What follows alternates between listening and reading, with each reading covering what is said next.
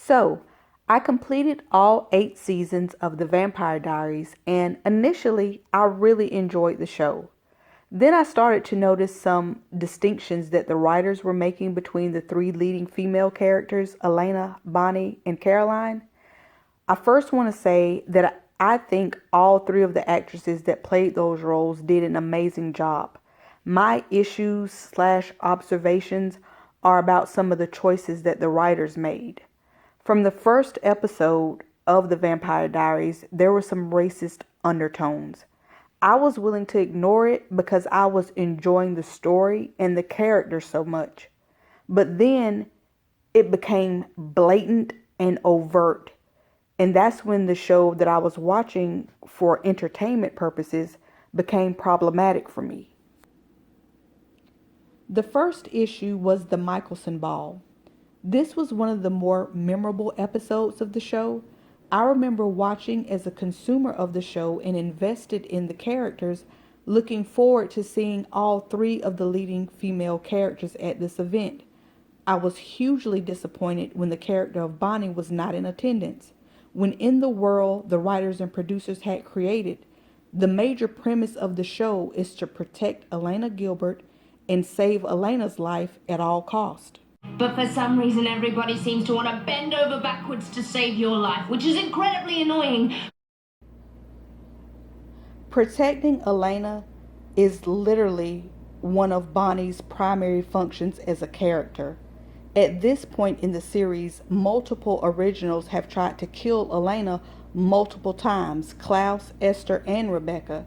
And of Elena's circle of friends, Bonnie is the only witch, which makes her technically the only one equipped to protect her from originals. That's how come it didn't make sense for her character not to be at this event. Hey, Bonnie said the spell worked. She's locked and loaded. We're the only ones who know. It literally makes Bonnie a secret weapon. The next issue was the writers and producers incorporating the individual actresses' talents into the characters that they played on the show. I saw an interview with Nina Dobrev, who plays Elena on Conan O'Brien, flexing her yoga skills, and I noticed that they incorporated that into her character of Elena on the show. The actress that plays Caroline can also sing, and that talent was incorporated into her character. Kat Graham, who plays Bonnie Bennett, is a model, a singer, and a dancer, and her talents were not incorporated into the character of Bonnie. Elena and Caroline's characters were both in Miss Mystic Falls, and Bonnie wasn't.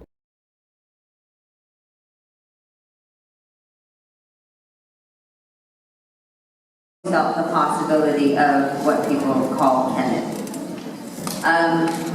Do we control anything? No, we're hired actors.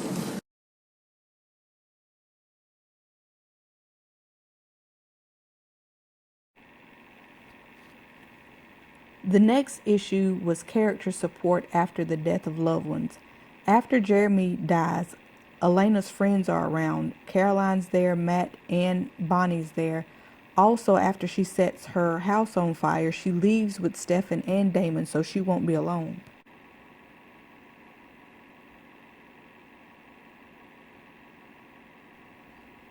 After Sheriff Forbes dies, the writers and producers make a special point to show where Caroline is surrounded by her friends. They even do an individual shot of each of her friends to show how much support she has around at that time.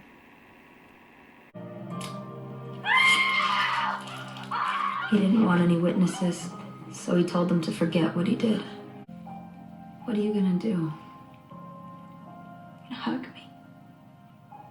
I want to. No, you can't.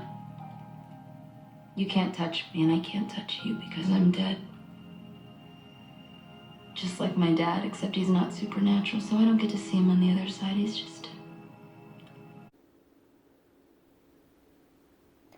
Bonnie witnessed her father and the love of her life, Enzo, murdered brutally in front of her face and did not receive the same support that Elena and Caroline's characters received after the death of loved ones. The next issue was decompression after stressful events. This is a clip of Elena after she was kidnapped by Rose and Trevor to give to Elijah to ultimately give to Klaus.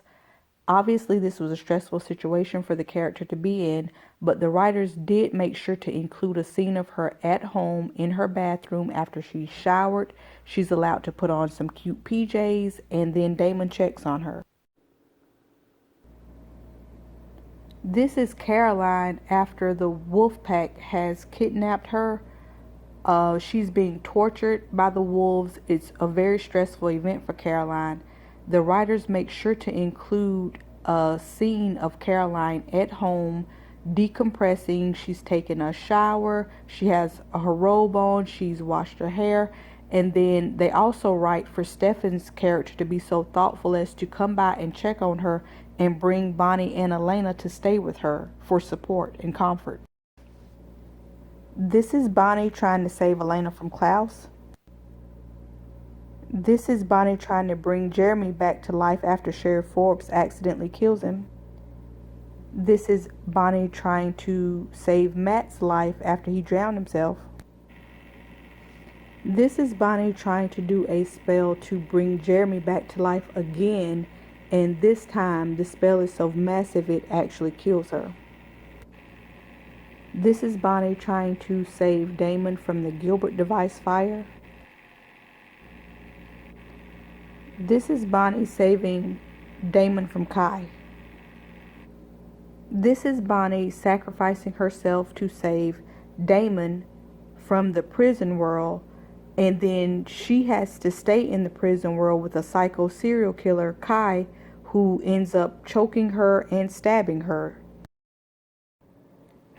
Bonnie saving Damon from Tyler, who's about to turn into a wolf. Bonnie saving Damon from Oscar, one of the heretics. Bonnie assisting and saving Damon from Cade, aka the devil. And this is Bonnie saving all of Mystic Falls from hellfire. And normally when she does these massive spells, she would have a nosebleed, she would pass out. And not once in 8 seasons did these writers, producers, directors include one scene where Bonnie was allowed to go home and decompress and unwind and take a shower, take a bath, put on cute PJs. Nothing to unwind from the stress of her day in 8 seasons. And clearly they understood the importance of that because Elena's character and Caroline's character were allowed to decompress. This is Elena on her birthday. She's having a party. Her friends are there. There's balloons, there's cake, there's drinks. She's having a wonderful time. This is Caroline on her birthday. She's with her friends. There's balloons, there's cake. She's having a good time. And this is Bonnie Bennett on her birthday. She is absolutely alone in the prison world, drinking, sad, lonely, crying, depressed. Bonnie's birthday. I know what today is. Then you know how she would have wanted us to spend it. She would have wanted us to celebrate, like cooking our favorite foods, watching our favorite movies. Miss Cuddles isn't. She's out there all alone. These writers literally have this character try to take her own life on her birthday, which is so disturbing and so disgusting.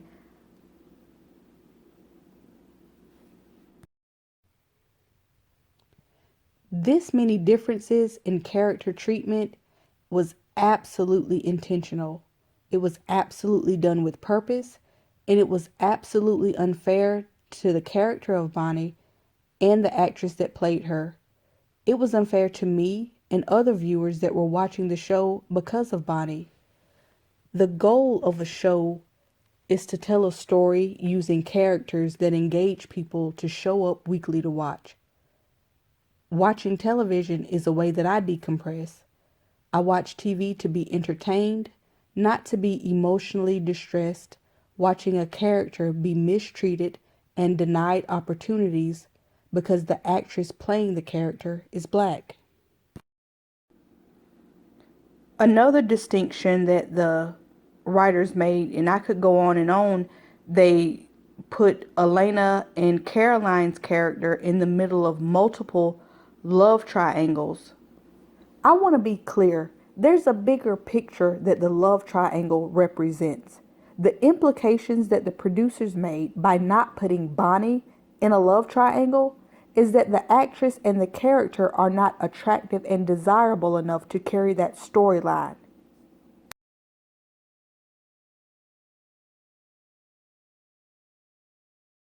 I don't know. I remember thinking you were really pretty. Every day with Katarina Graham. I think she's one of the most profoundly, incredibly talented women out there. Not only is she stunningly beautiful, but I love Kat Graham.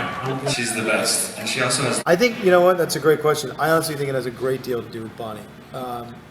He really has a soft spot for Bonnie. And I personally love Katarina Graham. We love Kat Graham. I've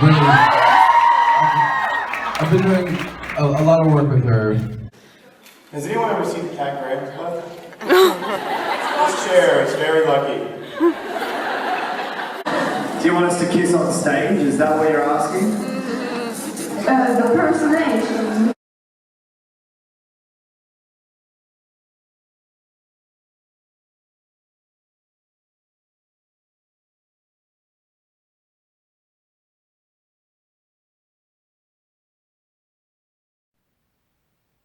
This is a perfect example of what workplace discrimination looks like. There are two characters, Bonnie and Caroline, that are technically in the same position as best friends to the leading actress and supports to the lead. One was treated less favorably than the other, and the one that was treated unfairly was a part of the protected class. Simply put, Bonnie was treated unfairly for 8 seasons at the hands of racist, jealous producers. These producers literally killed Bonnie off at the end of season 4. They received tons of backlash for killing Bonnie off. They brought her back on season 5 as a ghost, which means she cannot touch anybody and no one can touch her. The only person that can see her is Jeremy, which means while this actress was actually filming any scenes with the cast, they literally had to ignore her. They had to act like they did not see her standing there. Caroline, we actually made it. We're here. We're all here together. You can call me Queen Bee.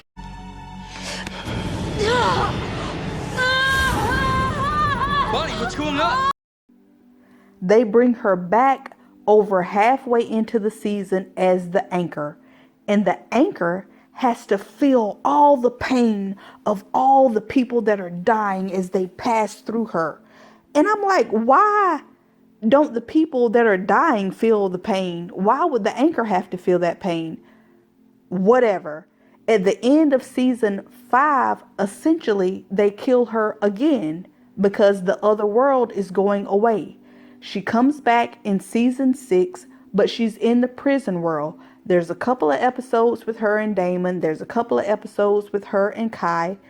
And then she is absolutely alone in the prison world for over half of season 6, which means all of her scenes, she's literally shooting them by herself. She is isolated from her cast. Everybody else is filming together, making the show. And all of her scenes, she's absolutely alone in the prison world. They have Christmas during the prison world. She lights the Christmas tree on fire. They act like they're going to save her, and then they don't save her. They leave her there in tears. And she also tries to commit suicide on her birthday during the prison world.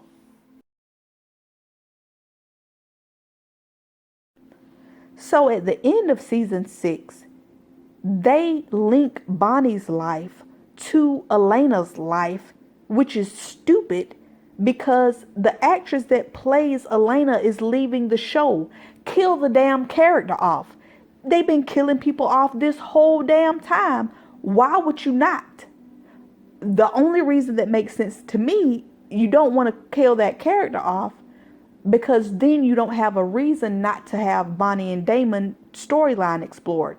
As long as there's this storyline that Elena is alive, then guess what? Damon and Bonnie can't happen. Feel, Bonnie? You're here, she's not. Every time I look at you, all I see is not Elena. I noticed as I was editing this video how hard I'm trying not to sound angry. As I was listening to it, I'm like, I could hear the strain in my voice trying not to sound angry. But here's the thing, because I'm aware of the angry black woman syndrome. But here's the thing, we don't wake up angry. 99% of the time, there is a stimulus that elicits an angry response. I wasn't angry when I started watching this show. After seeing Bonnie get drugged for 8 seasons, then I got angry. I was triggered by the end of this show.